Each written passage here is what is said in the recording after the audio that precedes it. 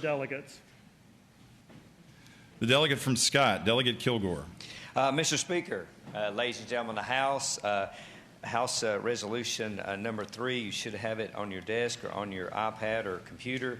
And basically, I'll run through the changes of the 2022-2023 House rules. Overall, it basically returns to customs and practices established in 2018 19 rules, but it also uses gender-neutral language throughout.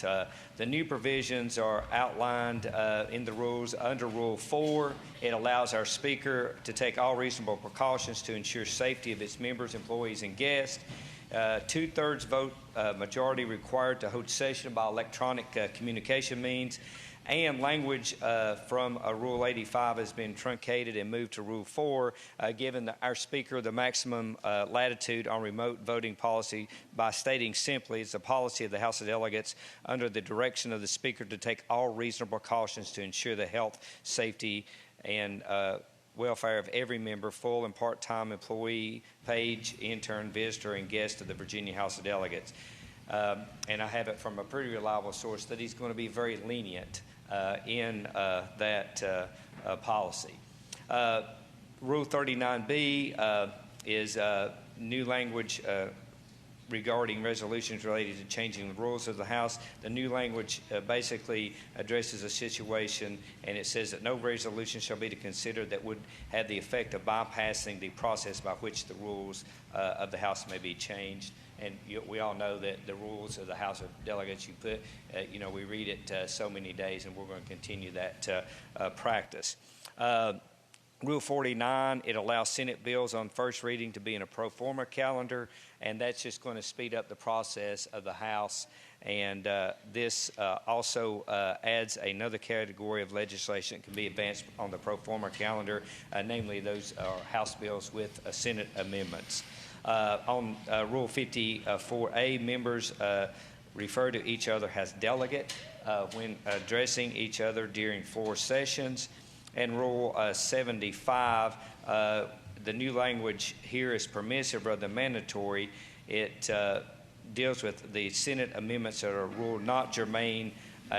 We are going to communicate those back to the Senate has rejected in the past. Those just sort of laid out in limbo.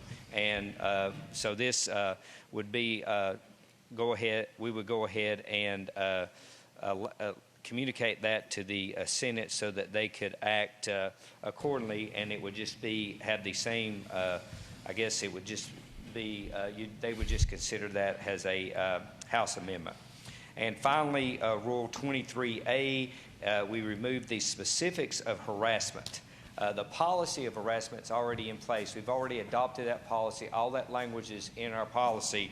And what we're saying here is we're not changing that. We're just trying to cover all harassment for any reason. And my comment to that, just be nice to people and don't harass people. And that's basically what we're saying to all people. So that's those are the rule changes, Mr. Speaker. I don't think there's a lot of rule changes. So, Mr. Speaker, I would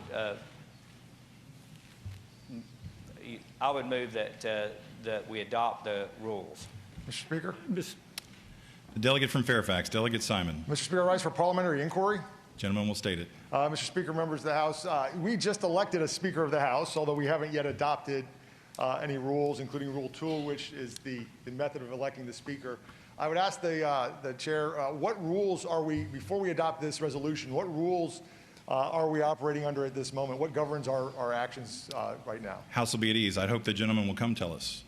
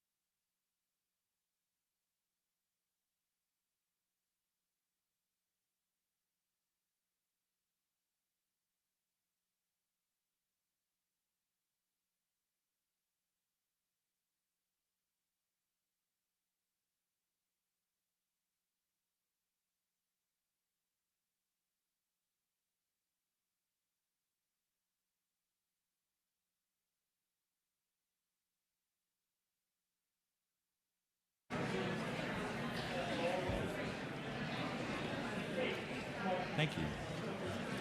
House will come to order. Members, please take their seats.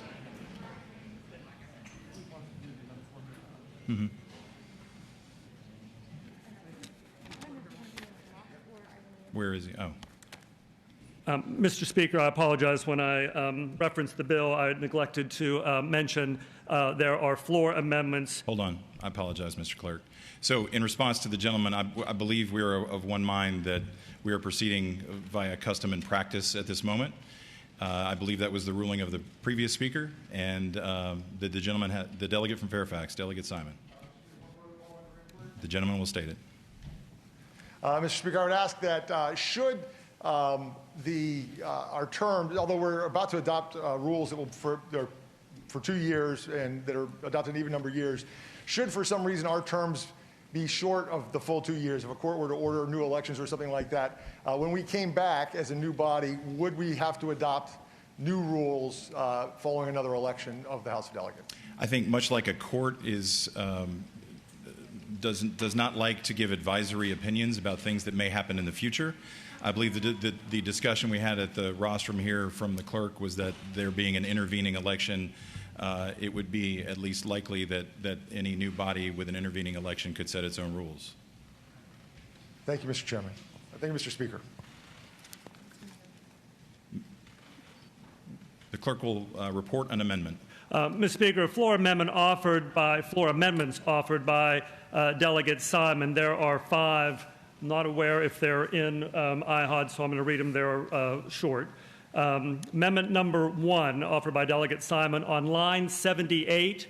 On line 78 of the introduced version of House Rule 3, strike the word may and insert the word will. Mr. Speaker. The delegate from Caroline, Delegate Orrock. Mr. Speaker, I move to pass by the amendment. Does the gentleman wish to address the motion? Mr. Speaker, speaking for hopefully up to 2 minutes. The delegate from Fairfax. Take quite that long. Mr. Speaker, members of the House, appreciate the Speaker's commitment to maintaining the public safety and the safety of the members of the body. The rule as written says that if a member is required to quarantine because of an exposure or become ill with COVID-19, that the Speaker may grant them leave to participate electronically. What this amendment would do would take away the Speaker's discretion in that matter. My concern is that we are a very closely divided body here on a 48 to 52 measure, and I don't think the rules ought to give the Speaker the discretion to grant leave to some members while denying it to other members without having some sort of basis for making that distinction. And so we think that the more appropriate way for addressing this problem during the rules to prevent anyone from feeling like they can't disclose their status or not taking the chance to quarantine or being worried that they're going to lose their opportunity to vote and their constituents' opportunity to be represented. We think the better choice of words would be to go with will and make sure that the Speaker must, in fact, grant leave to folks under those circumstances. I don't expect that this Speaker would play any games like that, but we can never be too safe, and that's why we would recommend that I urge my members to vote no on Delegate Orrock's motion to pass by the amendment. Delegate from Scott, Delegate Kilgore. Mr. Speaker, ladies and gentlemen of the House, the delegate from Fairfax made my argument. We all expect Speaker Gilbert to be fair. So this would be a yes vote for members of my caucus. The delegate from Caroline, Delegate Orrock, moves to pass by the floor amendment. Shall the motion be agreed to? All those in favor say aye. Aye. Those opposed, no. No. The ayes have it. The ayes and nays are called for.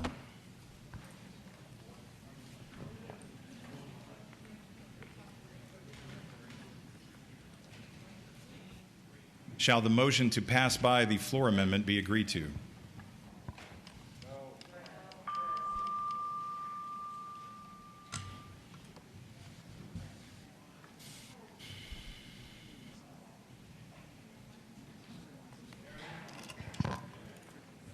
The clerk will close the roll. Ayes 51, noes 48. Ayes 51, noes 48. The motion is agreed to. Mr. Speaker, Report another floor amendment. continuing with the floor amendments offered by Delegate Simon. Number 2, a second amendment is to line 82 of the introduced version, after the word Constitution, insert "and may vote," comma. Mr. Delegate Speaker. from Fairfax, Delegate Simon. Mr. Speaker, The delegate from Caroline. I move to pass by the amendment. Delegate from Caroline moves to pass by the amendment. Delegate wish to speak to the motion? Mr. Speaker. speaking Delegate to the from motion. Fairfax, Delegate Yeah, Simon. I would urge the body to vote no on the motion to pass by. This one is not has any ill will. I think this is intended to help you guys effectuate the terms of the rules you wrote. We talk about electronic voting in 3 different places. In 2 of the places we say may participate as required under the Constitution and may vote. You missed it in 1 spot. That's all this is. This just says that when granted leave by the Speaker to participate electronically, that participation includes the ability to vote. When we talk about convening the whole House electronically, participate means and may vote. When we talk about doing committees electronically, it says may participate and may vote. I think when somebody was cutting and pasting, they missed the and may vote part. There's no reason to participate in the floor session if you can't vote on the things that come up. This was not meant to be a hostile one. I'm not sure why we're passing it by. I think this will make it better. Maybe if you pass it by, we'll see it as an amendment later on. But I think this one just makes sense. I hope it'll be the pleasure of the body to vote no on the motion to pass by so that we can take up this technical correction to the House rules, which I only found this morning, Mr. Speaker. The delegate from Scott, Delegate Kilgore. Mr. Speaker, ladies and gentlemen of the House, I hear the argument from the gentleman from delegate from Fairfax, but I would say that if this poses a problem, we will guarantee that we will fix it as we move forward through the process. But it seemed to work pretty good last year. This is the same language. So I would ask that we vote to pass by. That would be a yes vote.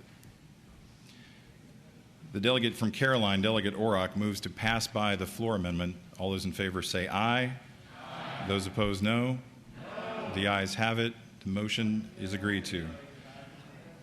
All right, let's do it like we mean it.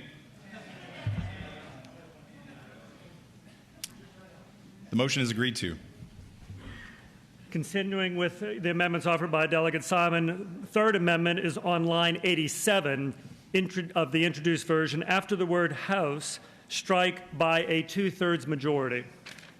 Mr. Speaker, The delegate from Caroline, Delegate Orrock. I move to pass by the amendment. The delegate from Fairfax, Delegate Simon, speaking Mr. to the Speaker, motion. Briefly, speaking to the motion, I know I've got only 2 minutes, so the requirement for a supermajority doesn't really make sense in this context. I think that this is to guarantee that we don't end up meeting remotely again. I understand that folks on your side didn't like the way we did business last year. I think most folks on this side think it was a good and safe way to do business, and we avoided anybody getting sick and having anything go wrong. We think that it should be obvious to enough of us that it's time to go virtual. We should be able to do that by a simple majority vote, which has been the custom and practice when moving to adjourn to a specific place and time, or whenever the motion to adjourn comes. It's always been by a simple majority. I don't see any reason to break with precedent in this particular case. I think that this is really a way of saying we're not going virtual again. We think it ought to be easier to do that to protect the health and safety of the members. So I urge people to vote no on the motion to pass by. Delegate from Scott, Delegate Kilgore. Mr. Speaker, ladies and gentlemen of the House, actually a 2/3 majority vote really protects the minority. And I would hope that you all would see that there's nothing we're trying to do here, but this is an opportunity for us to work in a bipartisan way to make sure that we protect the health and safety of this chamber. So I think a 2/3 majority is a way to do that. So I would ask that we vote to pass by this amendment. The delegate from Caroline, Delegate Orrock, moves to pass by the floor amendment. All those in favor of agreeing to that motion say aye. Aye. Those opposed, no. The ayes have it. The motion is agreed to.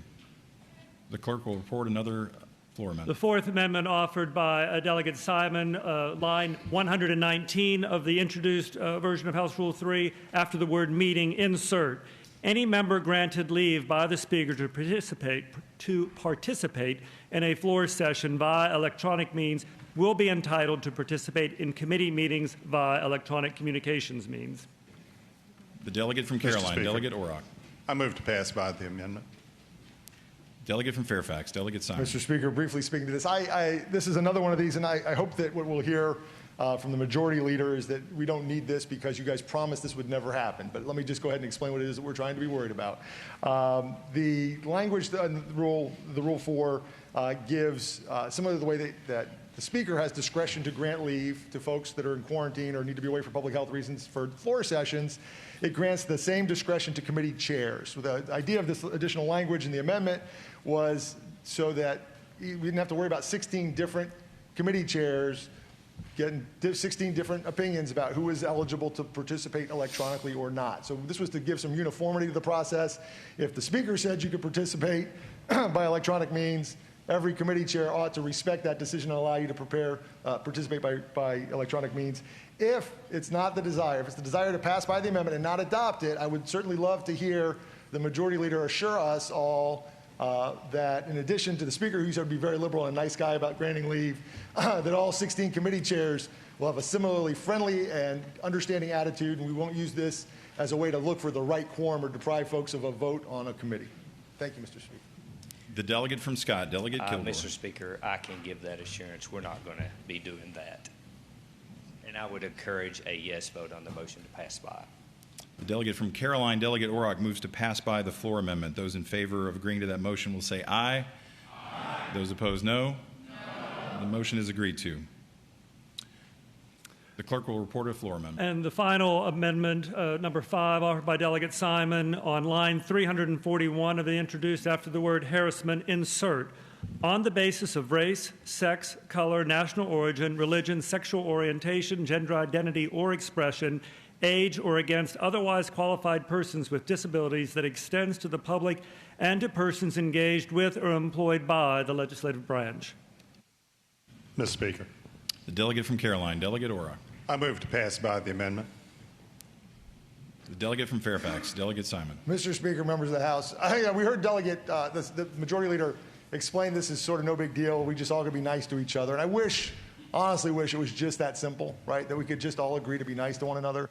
But we have a lot of members of our community, members of our caucus, members of our staffs that have been subject to behavior and treatment that no person should be required to endure.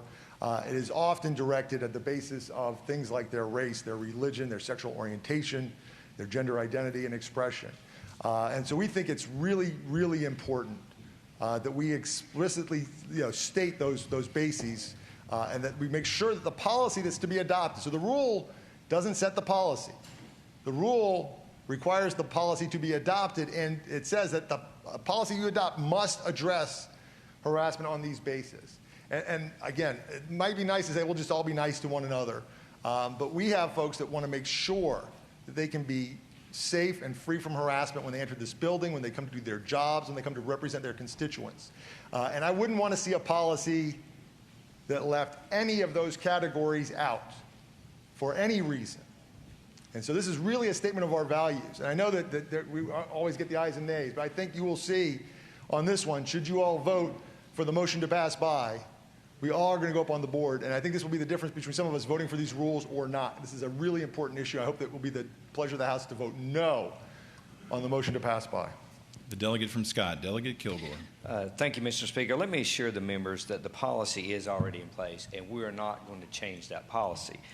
What we did was just remove the specifics of harassment from the rules, and the policy is going to govern that. We are not, I repeat, we are not changing that policy. So I would move that we pass by for the day.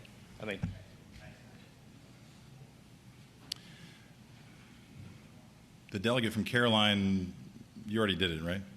Delegate from Caroline has moved that the floor amendment be passed by. All those in favor say aye. Those opposed, no. No. The ayes have it. The ayes and nays are called for. Shall the motion be agreed to?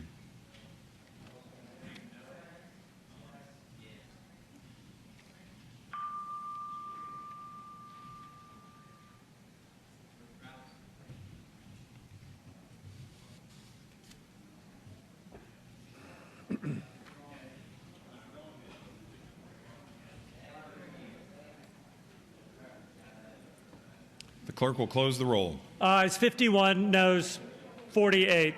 Ayes 51, noes 48. The motion is agreed to. The delegate from Scott, Delegate Kilgore. Mr. Speaker, ladies and gentlemen of the House, you have the rules before you. I would ask that you vote aye on the rules and pass the rules of the House. The delegate from Scott moves the adoption of the resolution. Shall the resolution be agreed to? Mr. Speaker, I have my light on. The delegate from Fairfax, Delegate Fillercorn. Mr. Speaker, I'd like to speak to the resolution. The delegate has the floor. You know, I've sat here and listened. First of all, congratulations, Mr. Speaker. So I just wanted Thank to you, Madam start by Speaker. saying I have to get used to using this thing. That's I okay. apologize. Yeah, it's all an adjustment. Yes, ma'am. And congratulations, Thank you. Mr. Clerk. Thank you. And I appreciate the words from the Majority Leader. And, you know, I don't think any of us are necessarily doubting the integrity of you or the Majority Leader, of course. But these, some of the issues that that have been outlined by our parliamentarian, the delegate from Fairfax, are really very, very important and concerning and alarming to us on our side of the aisle, and maybe to some of you. I think there's no greater responsibility we have right now than to ensure the safety of all of us, of all of the staff, not just the members, the staff, the general public, as well as the communities, family members and the communities that we all return home to. And we have seen so quickly the spread of COVID-19 and what can occur. And honestly, it's devastating effects. So when you look at some of these issues that have been outlined, and you think about the 2/3 majority required, I think, Mr. Speaker, I believe you deserve and you need to have that authority. You need to have the power today to move forward and shut things down and go virtually if we need to, based on science. So providing and requiring the 2/3 vote is merely ensuring that that cannot happen, when again, as legislators, our priority has to be to keep everybody safe. It's important that we keep everybody safe and continue to fulfill our obligation and our responsibility and to do our job. So that's one of our problems. For that reason, you know, a lot of us are going to have issues with supporting these rules. The issue that the delegate from Fairfax mentioned with regard to harassment. For far too long, Mr. Speaker, LGBTQ Virginians have been excluded from full protection of the law. And it is well known in many cases that there is no guardrails for an LGBTQ employee getting fired as a result of who they are and who they love. This is unacceptable to us. And I hear the Majority Leader made reference to the fact that we are all going to be nice and kind and do what's right. And I hope and sincerely wish that that was enough and that was sufficient. But unfortunately, it's not. This is why we put this language in the rules, to provide protections for all. We have made a lot of progress. We're proud of where we have come the last 2 years to ensure that Virginia is more open and more welcoming and more accepting. And by stripping out this language, we're rolling things back. We're taking protections away from Virginians, and that is unacceptable to us.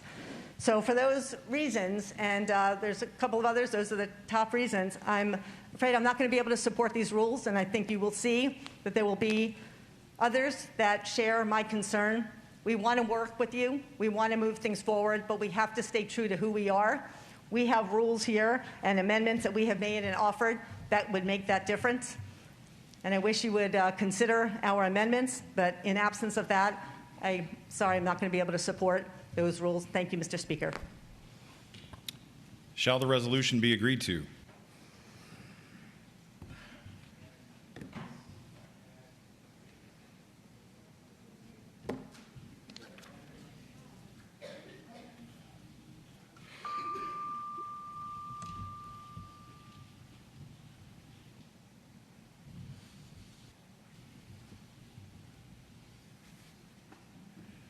The clerk will close the roll. Ayes 51, noes 48. Ayes 51, noes 48. The resolution is agreed to. The delegate from